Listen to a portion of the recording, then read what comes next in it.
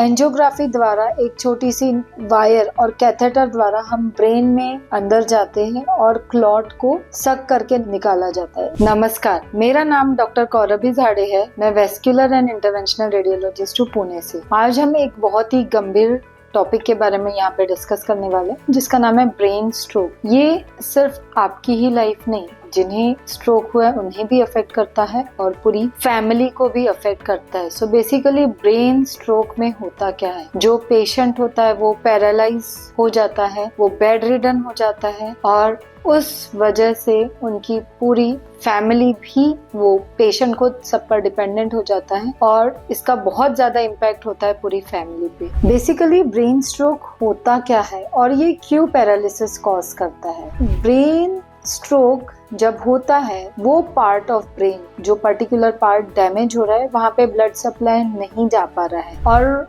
उस part of brain को nutrition नहीं पहुंच पा रहा है। उस वजह से वो पार्ट ब्रेन का फंक्शन करना बंद कर देता है और उस वजह से पेशेंट को पैरालिसिस होता है। सो ब्रेन स्ट्रोक बेसिकली कुछ पार्ट ब्रेन का फंक्शन करना बंद कर दे तो उसके वजह से होने वाले इफेक्ट को हम बोलते हैं पैरालिसिस। बेसिकली अब हम समझेंगे कि ब्रेन स्ट्रोक किस प्रकार के होते हैं। सबसे पहला जो हम रूटीनली देखते हैं इस्चेमिक स्ट्रोक। इस्चेमिक स्ट्रोक यानी क्या, जब ब्रेन को सप्लाई करने वाली ब्लड वेसल ब्लॉक हो जाए। जैसे आपने हार्ट अटैक सुना होगा, हार्ट अटैक में भी यही होता है कि हार्ट को सप्लाई करने वाली ब्लड वेसल का अगर फ्लो रुक जाए तो हार्ट अटैक होता है। उसी तरह अगर ब्रेन को सप्लाई करने वाली ब्लड वेसल में क्लॉट आ जाए या ब्लड फ्लो रुक जाए तो उससे इस्चेमिक स्ट्रोक होता है। उस वजह से उतना पार्ट ब्रेन का फंक्शन करना बंद हो जाता है। दूसरे प्रकार का जो स्ट्रोक होता है वो होता है हेमोरेजिक स्ट्रोक, यानी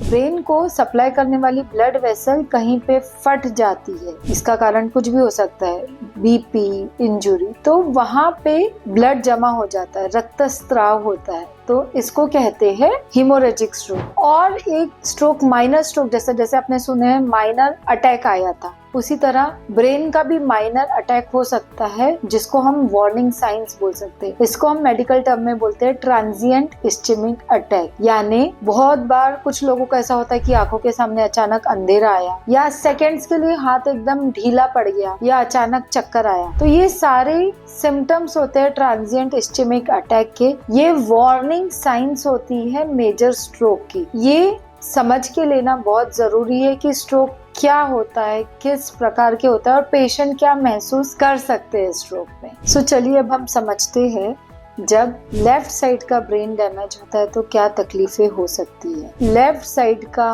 ब्रेन आपकी राइट साइड की बॉडी कंट्रोल करता है, तो अगर लेफ्ट साइड में स्ट्रोक हुआ तो आपको राइट साइड में पैरालिसिस होता है। इसके अलावा भी लेफ्ट साइड का ब्रेन एक बहुत इंपॉर्टेंट फंक्शन करता है, जो होता है स्पीच, थिंकिंग, हियरिंग। ये बहुत इंपॉर्टेंट फंक्शंस होते हैं जो लेफ्ट साइड का ब्रेन कंट्रोल करता है। तो अगर लेफ्ट साइड में स्ट्रोक हुआ तो ये भी बहुत इंपॉर्टेंट फंक्शन है जो डैमेज हो सकता है, जो इम्पोर्टेंट है। अगर पेशेंट बोल नहीं पाए आफ्टर स्ट्रोक, सो वो डेफिनेटली उसकी क्वालिटी ऑफ लाइफ, भले ही वो रिकवर हो जाए, बट बहुत मैटर करेगा। नेक्स्ट इज, अगर राइट साइड में स्ट्रोक हुआ तो क्या होगा। राइट साइड का ब्रेन आपकी लेफ्ट साइड की बॉडी कंट्रोल करता है, तो राइट साइड में स्ट्रोक होने की वजह से लेफ्ट साइड का पैरालिसिस होगा। उसके अलावा भी राइट साइड का ब्रेन डैमेज इम्पल्सिव बिहेवियर भी क्रिएट कर सकता है। सो ये शॉर्ट में मैंने आपको समझाने की कोशिश की कि अगर लेफ्ट साइड में स्ट्रोक हुआ तो क्या हो सकता है और राइट साइड में स्ट्रोक हुआ तो क्या हो सकता है। उसके अलावा भी स्ट्रोक के सिम्टम्स अलग अलग डिपेंड करते कौन से पार्ट ऑफ ब्रेन में स्ट्रोक की इंजरी है। फॉर एग्जाम्पल फ्रंटल लोब यानी सामने के तरफ होता है, उसका बहुत इम्पोर्टेंट रोल होता है हमारी बॉडी में थिंकिंग, मोशन कंट्रोल, जो आपके बॉडी का मूवमेंट्स है वो कंट्रोल करना। सो अगर फ्रंटल लोब डैमेज हुआ तो थिंकिंग पावर बहुत सिग्निफिकेंटली अफेक्ट होता है, मूवमेंट अफेक्ट होते हैं, पेशेंट हाथ या पैर नहीं हिला पाते। फिर सेकंड होता है टेम्पोरल लोब। टेम्पोरल लोब बहुत इंपॉर्टेंट फंक्शन प्ले करता है हियरिंग में। जो बोल पा रहे हो वो सबसे जो मेन ब्रेन का जो पार्ट है जो ये बोलने का फंक्शन या सुनने का फंक्शन करता है वो टेम्पोरल लोब करता है। तो अगर वहां पे स्ट्रोक के वजह से डैमेज हुआ है तो पेशेंट बोल नहीं सकता, वो सुन नहीं पाएगा। Then occipital lobe. सो इस डायग्राम में आप देख रहे हैं ऑक्सीपिटल लोब यानी पीछे के पार्ट ऑफ ब्रेन को जो है, अगर यहाँ पे डैमेज हो गया तो पेशेंट को देखने में प्रॉब्लम होगी। बहुत बार पेशेंट को आधा अंधेरा आधा उजाला दिखता है, तो अगर पीछे का पार्ट डैमेज हुआ तो ये तकलीफें होती है। बहुत बार पेशेंट पूरी तरह ब्लाइंड भी हो जाते हैं क्योंकि वो पार्ट का ब्रेन डैमेज हो चुका है। फिर पैराइटल लोब। पैराइटल लोब में भी बहुत बार मूवमेंट, बॉडी का मूवमेंट कंट्रोल होता है, सोचने की पावर, थिंकिंग पावर, ये सारी चीजें, मेमोरी कंट्रोल होती है। तो अगर पैराइटल लोब डैमेज हुआ तो ये सारे प्रॉब्लम्स हो सकते हैं। सो ओवरऑल ब्रेन का हर एक पार्ट का प्रॉपर फंक्शनिंग बहुत जरूरी है, सो दैट पूरा बॉडी का एक एक फंक्शन ठीक से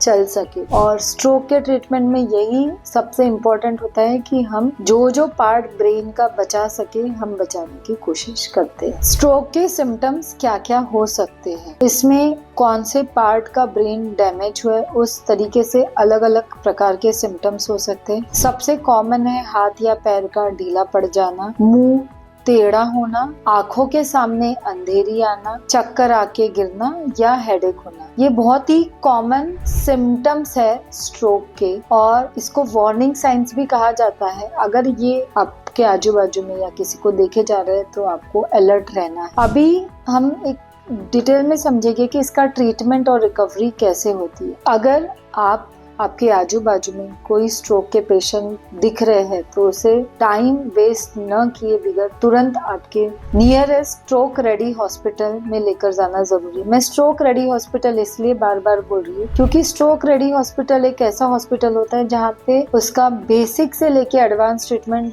तुरंत होना चाहिए, तभी पेशेंट में रिजल्ट्स आते हैं। सो स्ट्रोक रेडी हॉस्पिटल में आप जाइए। अगर क्लॉट छोटा है तो उसे बहुत बार इंजेक्शन देके, क्लॉट बस्टर्स का इंजेक्शन देके उसको रिजॉल्व करने की कोशिश की जाती है, जिससे ब्रेन को ब्लड सप्लाई शुरू हो जाता है और ब्रेन को होने वाला डैमेज अवॉइड किया जा सकता है। पर अगर क्लॉट बड़ा है तो हम उसे मैकेनिकल थ्रोम्बेक्टोमी द्वारा निकालते हैं। मैकेनिकल थ्रोम्बेक्टोमी यानी क्या? एंजियोग्राफी द्वारा एक छोटी सी वायर और कैथेटर द्वारा हम ब्रेन में अंदर जाते हैं और क्लॉट को सक करके निकाला जाता है, जिससे ब्लड सप्लाई शुरू हो जाता है और ब्रेन को उसके बाद में होने वाला डैमेज अवॉइड किया जा सकता है। बट ये सारा ट्रीटमेंट टाइमली होना जरूरी है, बिकॉज टाइम इज ब्रेन। एक बार ब्रेन के सेल्स डेड हो गए तो ये सारे ट्रीटमेंट का कुछ भी फायदा नहीं होता है। अगर पेशेंट का ब्रेन ऑलरेडी डैमेज हो चुका है तो ऐसे सिचुएशन में हम neuro rehabilitation,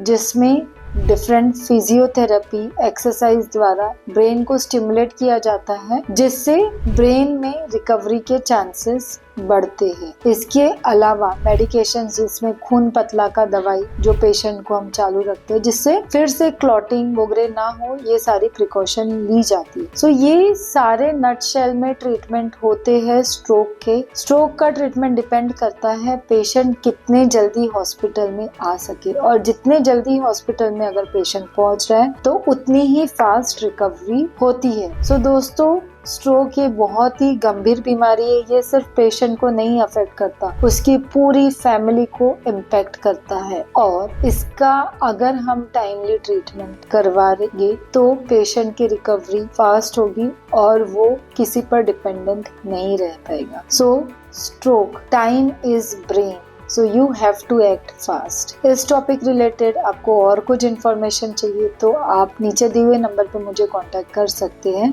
and thank you for subscribing this channel. Thank you.